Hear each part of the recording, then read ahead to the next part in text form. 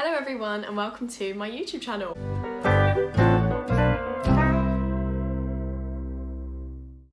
If you know me, you'll know that this has been cooking up for a long time. I can't even think about how long, probably about 3 years. And I've definitely taken inspiration from my friends who have done it and just had a really good time. And also they've got like a bank of memories, which I really would like to have online. So here I am, and I am biting the bullet and just going for it. This video is going to be a sort of get ready with me, get to know me. Let's just get started with the questions. Okay, so the first question, and while I put on my moisturiser, is what do I study and what am I doing in my life at the moment? I'm currently studying languages, French and Spanish, at the University of Cambridge.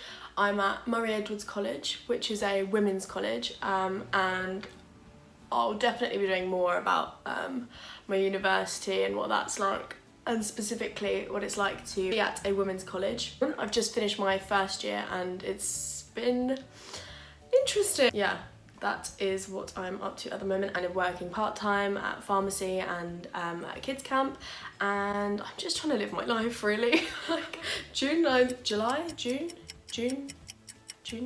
I don't know. Essentially, I'm waiting for the 19th of July. That is my life plan right now. Just waiting for things to open up. Okay, so the next question is, what is your star sign? I'm an Aquarius. I think I definitely exhibit the traits of an Aquarius. So, according to some random website, my strengths are that I'm original, progressive, independent, and my weaknesses are that I run from emotion, I'm uncompromising, and I'm aloof. I'm gonna move on from this question and put some foundation on my face.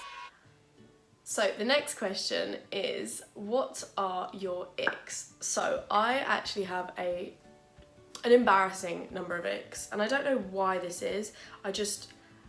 I'm very picky, and then when people do things, I just get very easily just scared, not scared, but like weirded out, or like, I feel like it's my gut speaking, that's the thing. I feel like an ick, so everyone's got these issues with icks, right? It's just a gut feeling, but it's just certain things that will trigger that gut feeling, and that's what I think an ick is.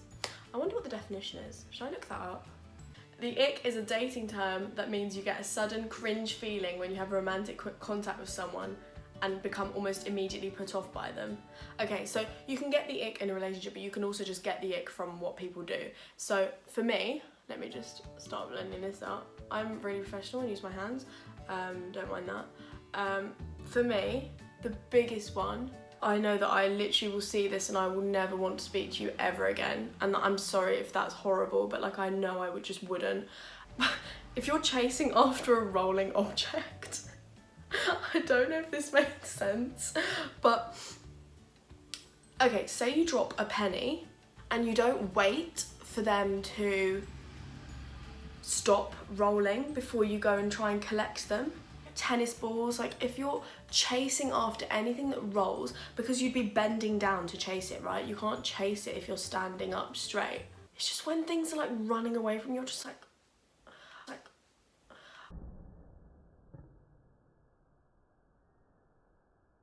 no. Oh, a good one is falling over in the bath. Think about someone falling over in the bath. Really think about it. No, I'm sorry, no. That's not happening. To be fair, anything to do with baths. If you bathe, bathing is part of your normal cleaning routine.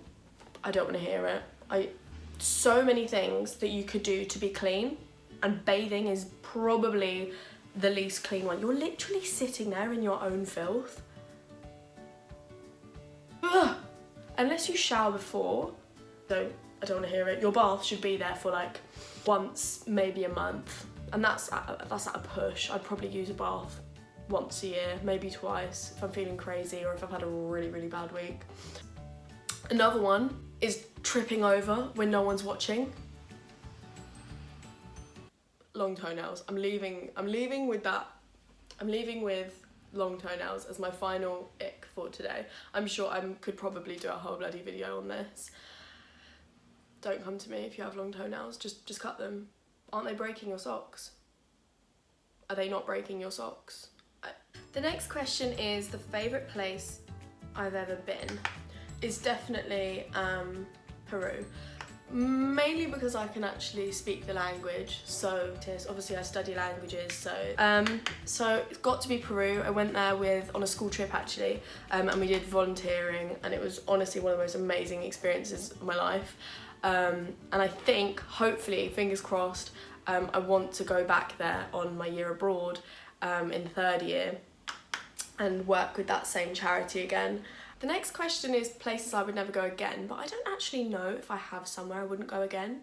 I don't think I've ever done everything in each place, if you know what I mean. I've had some interesting experiences, but I wouldn't rule it out completely. I don't think that's a wise thing. The next question is opinions on Love Island. Now, much to my mum's dismay, I watch it and love it and live and breathe. Okay, I don't live and breathe it, I just enjoy it. Do you know what it is? It's just like a very, very like, it just takes you away from whatever's going on in your life. You're thinking about anything, and I swear, once you turn on Love Island, that thought will be out of your head. Purely because you just get so involved. And on top of it, you can get so involved where you've got the Twitter on your phone, you're scrolling through. That's the best bit, to be honest. Do I watch Love Island for Love Island, or do I watch Love Island for Twitter and for the memes? Because they do pull through every single year, even if I didn't watch it. No, I just think take it with a pinch of salt, because obviously. The next question is, what would I sing on karaoke night? Now this one, I don't know if it would actually be surprising.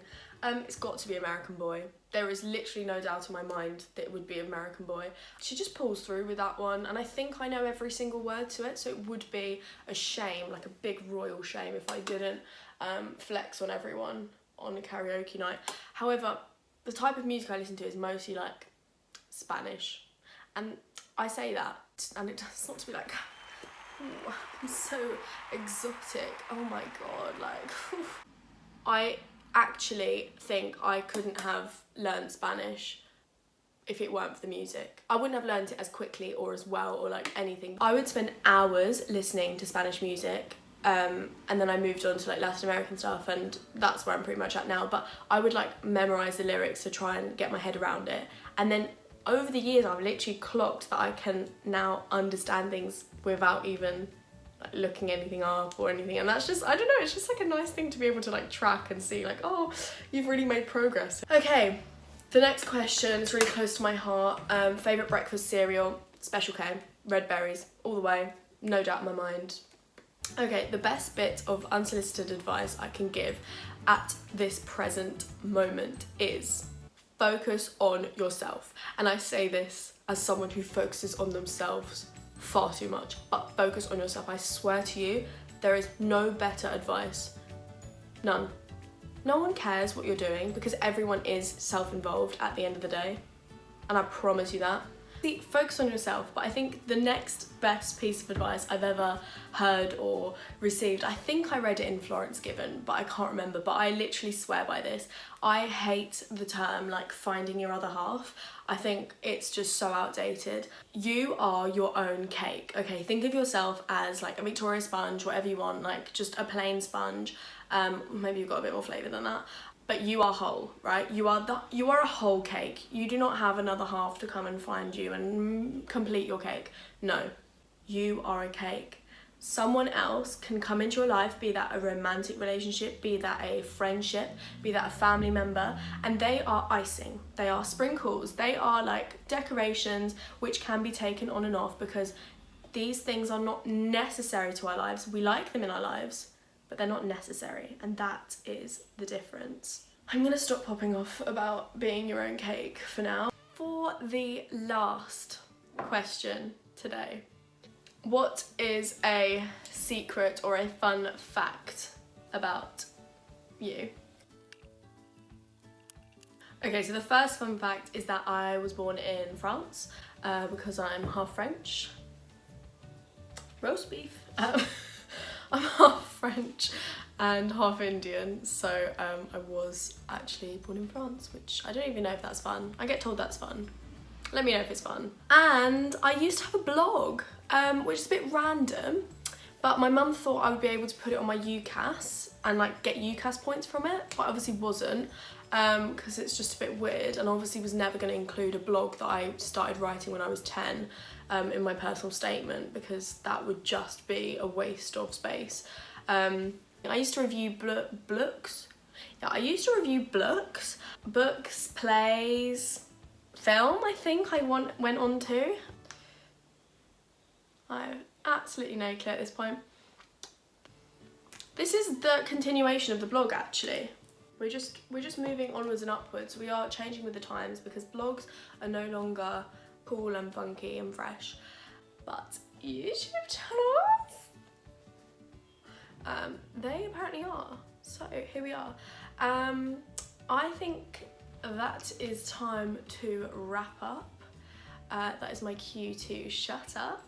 And so I never actually filmed an outro to this video, which is kind of dumb, but if you enjoyed it, please like, comment and subscribe, and I'll be back next week with another video.